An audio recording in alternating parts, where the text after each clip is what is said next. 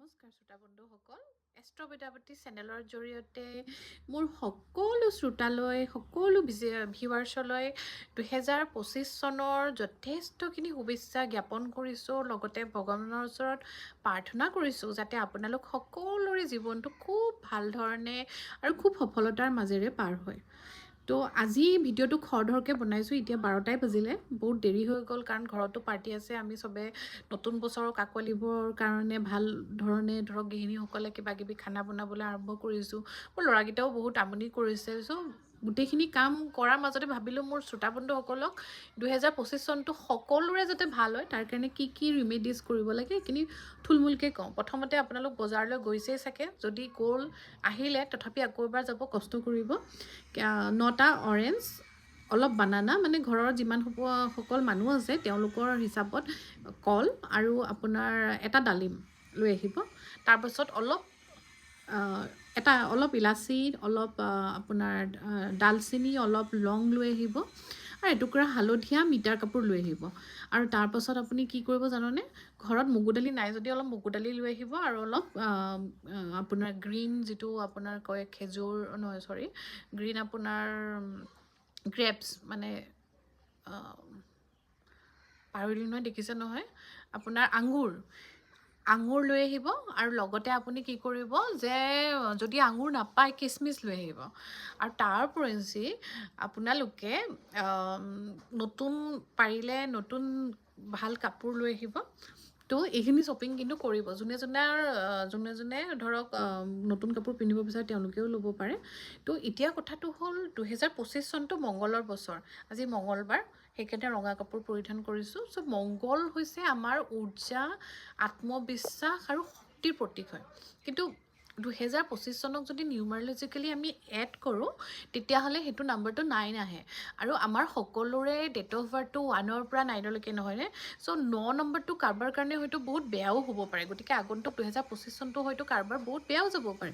চ' মই এই ভিডিঅ'টো ইমিডিয়েট বনোৱাৰ ৰিজনটো হৈছে যে আপোনালোকে এই আৰম্ভণিতে, মানে 1 জানুৱাৰী হওক, 31 ডিচেম্বৰ, আজি ৰাতি 12টা বজাত এই ৰিমেডিজখিনি যদি কৰি লয় আপোনালোক সকলোৰে 2025 চনটো খুব ভাল ধৰণে পাৰ হ'ব।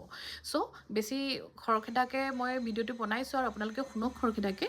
চ' এইকেইটা বস্তু আনিলে নহয়, তো কি কৰিব আপুনি, ৰাতি যেতিয়া 12টা বাজিব তেতিয়া প্ৰথমতে মগু দালি অলপ ঘৰত বনাই থ'ব আৰু লগতে কিচমিচটো, বা নহ'লে আপুনি যদি আঙুৰ পায় আঙুৰটো থৈ দিব।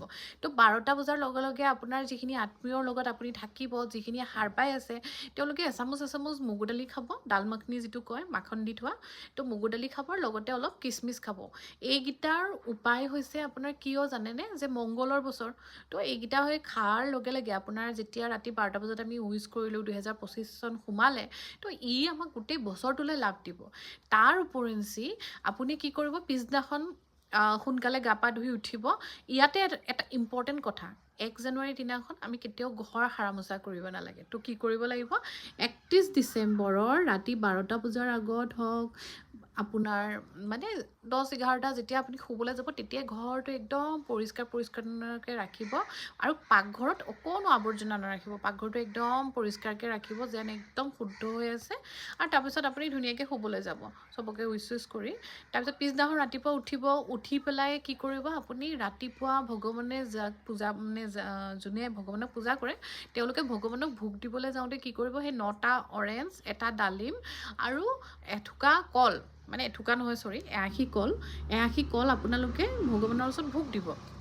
আৰু সেই ভোগটো দিয়াৰ পাছত আপোনালোকে গোটেই মেম্বাৰ্ছখিনিয়ে, ঘৰৰ যিখিনি মেম্বাৰ্ছ আছে তেওঁলোকে ডাইনিং টেবুলত বহিব চাগে, তাতে আপুনি সেইখিনি থৈ দিব আৰু চবেই এফুটা অৰেঞ্জ বা কল তেনেকৈ খাব লাগিব হা।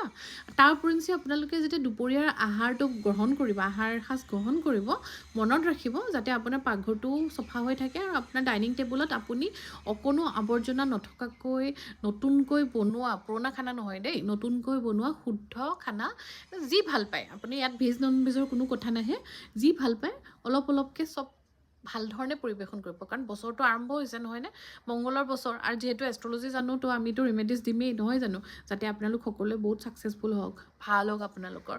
তো তেনেধৰণে আপোনালোকে খাদ্য খালে।